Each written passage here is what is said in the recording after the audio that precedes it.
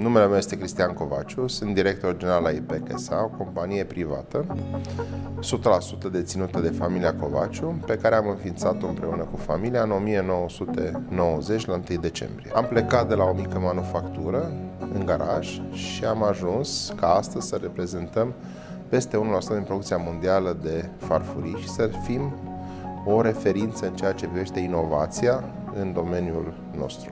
Cred că este un argument foarte serios ca tinerii care învață la școala germană, la SPGA, să vină să se angajeze. Vor face parte din proiecte foarte frumoase.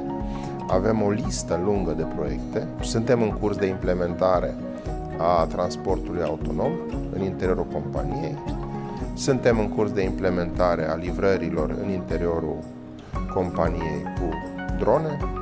Suntem în curs de implementare a automatizării, în așa fel încât, dacă astăzi avem 85% dintre procese și legăturile dintre procese complet automate, până în 2025 am dorit ca toate procesele să fie automatizate și omul să nu mai facă munci repetitive, ci doar să facă muncă de programare și de a lua decizii în locul automatelor programabile.